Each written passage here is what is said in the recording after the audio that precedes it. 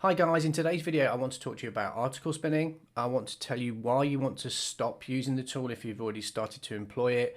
I want to show you why you should avoid it if you haven't started using the tools, and point out, why they won't rank your pages, you won't earn any money from the content it produces, and why it could potentially get you in trouble with Google. I make a lot of these videos to help show people the truth behind making money online, because it is a minefield. So I try to do these things and do reviews so people can understand what's required to actually make a business online. So if you like what I put out there, please subscribe to the channel.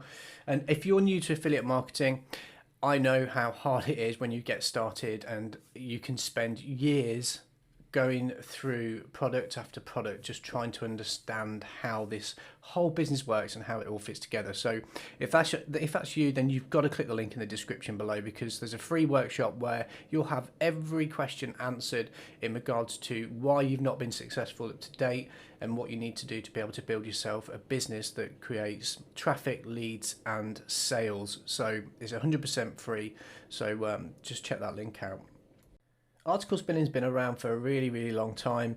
It's predominantly been used for search engine optimization. So if you've got a blog that you want to rank for certain keywords, but you don't want to write the content for it, you'll effectively take content from elsewhere, and then you'll use tools like this to spin that content for you and produce unique content.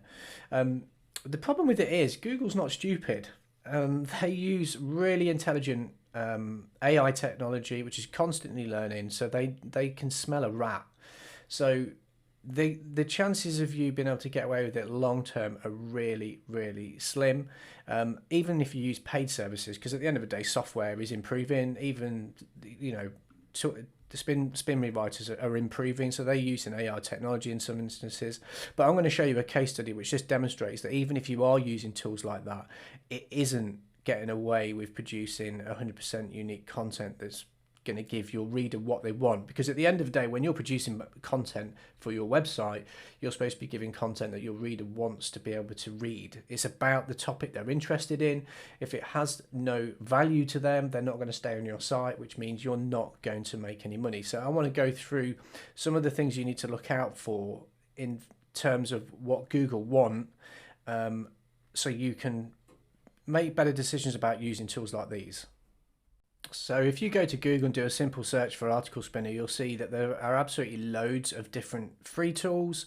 And ultimately, if they're free, are they going to give you really good content?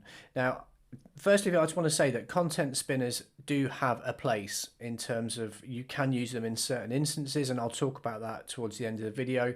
But writing content for your website or blog, I would definitely steer well clear of. So I've just done a quick test with a particular free article spinner called Spinbot. You can go and have a look at it for yourself. And I just want to demonstrate to you why these tools, although they do produce content that looks from the offset to be unique, they're not going to give your readers what they want, and they're not going to rank in Google. So this is a simple 2-paragraph article that I've taken and I've respun it. So, do you know how to prepare an exquisite turkey dinner on a shoestring? Execute a perfect rugby tackle. Pay rock bottom rates for accommodations in exotic destinations all over the world. Okay, they're not related to sentences, but I just wanted to do this to show you why using these tools will actually change the meaning of your article. They change synonyms and certain keywords so that it looks fresh content to Google, but what that does is it actually changes the whole context of the actual article, the meaning, what you were trying to say. So here the first sentence sounds okay. Do you realise how to set up a wonderful turkey supper on a tight budget? Okay, and the original sentence was doing it on a shoestring, I think. Yeah, so I'll give it that. Executing an ideal rugby tackle, that's exactly the same. So perfect. So just change perfect to ideal. Ideal isn't the sort of keyword you would use in the context of talking about rugby. For tackling, pay absolute rock bottom rates for facilities in outlandish objections everywhere in the world. Now that's a million miles away from what this is: pay rock bottom rates for accommodations and exotic destinations. So you can see that it has done its job. It's changed certain keywords, but what it's put out is garbage. So you will end up having to go in and rewrite this anyway. So you will spend your time editing, and you know, what's the point of doing that if you're going to be using tools or even buying or paying for tools to do the job for you? The whole idea of these tools, whether it be paid or free, is it's supposed to save you time. That's the whole premise. If you're going to go in and have to edit the whole article, especially if it's a large one, 1,000 words plus, then it's pretty pointless you using the tool in the first instance. But the whole idea of you producing content is to serve your audience. So what Google is actually looking for is content that's worthy of search result position. So it's got to be relevant to the keyword search. And the problem that we've found is if you spin the text, it changes the meaning and it changes the keywords. So you'll have to go back in and put those keywords in anyway, otherwise the article won't be specific to the keyword that you want to rank for.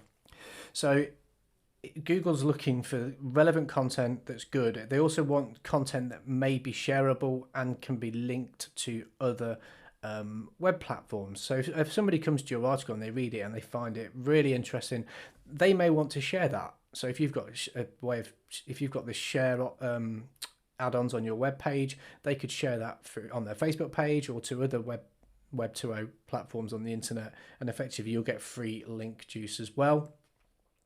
Another really important factor for ranking your articles on the internet is LSI keywords, or latent semantic indexing.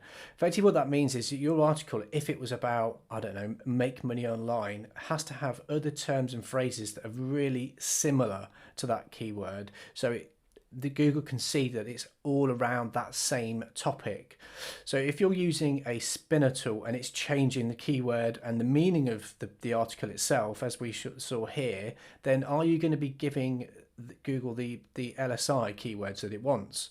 I'll leave these links in the description below if you want to have a look. But effectively, the article needs to read like you would speak to your friends. You're talking about a subject and you're using lots of other terms and phrases around a core subject to basically give a more rounded answer. So they're looking for these other keywords as well. And if you're using an article spinning tool, the chances are that that's not going to include this kind of information, and that's really important. So basically, you want to be producing content that is engaging for your reader. If it's not engaging, they're not going to stay on your website, and they're certainly not going to end up clicking any links to go and buy products. Two reasons. One, because the content's probably not going to rank in Google anyway, and if it does, it's going to be buried in the searches way back in, page 10. And if they do happen to find your site and the content doesn't read very well, they're going to bounce. So you need to make sure that you're giving Google exactly what it wants, so really high quality, and that will give you a good click-through rate. So if someone stays on your site and they click the links internally on your website, it's a good sign to Google. And again, if it's good content, it will help generate backlinks. So you're not going to get that using spun content unless you completely rewrite it. And then this is just a really good case study where they've taken some free rewriting tools and paid, and taken a certain text, and then they've spun it, and then the output, remaining plagiarism was 50%. So that's not unique content. The text simply doesn't make any sense in some places. The overall, which means the lack of adherence to grammatical structure, means the output is meaningless. In other words, as I said before, if you change the keywords, you change the meaning or the context of your article, so it doesn't say the same thing that you intended it to say. They also used an AI article spinner. They took the same paragraph and they spun it. 80% was identical, remaining plagiarism. The text contained grammatical errors in terms of the use of the word investment. It doesn't work. It produces some content, but it doesn't make sense. And the last one was a paid membership site, and again it was 69.6% identical. But in summary, what he did was he got somebody else to rewrite the content for him, so human rewriters. So I said at the beginning of the video that there is a way for you to get the article spun in a sense, is by paying somebody else to rewrite the articles for you. And that basically produced 0% plagiarism. So no issues at all. So that would be passed by Google. They would see it as completely unique, and equally it would make sense to the reader. So it just makes sense to avoid article spinners. Now, there is some good news. There are some places I think that you could potentially use article spinners to help you improve your efficiency. And that would be, if I'm honest, on places like your social platforms, where if you've got lots of engagement and you have to go in and comment and reply to people, because that's what you have to do. Social media is about reciprocation and being social. Then you could take a stock answer for a particular post and then spin it using tools like this to, post the same sort of content put in a different way. So to be fair, you'll probably get away with it on something like social media, but other than that, I would still well clear of article spinning. They're not going to produce content that Google likes. You'll have to go in and edit the content anyway, in which case you might as well just write it yourself, and it's just going to damage any effort that you've made to rank your site, because the content's not going to rank. So I hope that makes sense. As I said before, if you subscribe to the channel, if you found some of the information I put out in the past useful, I'd really appreciate that. And if you are new to affiliate marketing and you are struggling to find how you put all the pieces together to this puzzle, because it is really, really hard, then you have to click the link in the description and join us on our workshop, where we'll answer all the questions you have about making money online and really get you on track to building your own evergreen business where you can generate traffic, leads and sales. So until next time, I'll speak to you soon.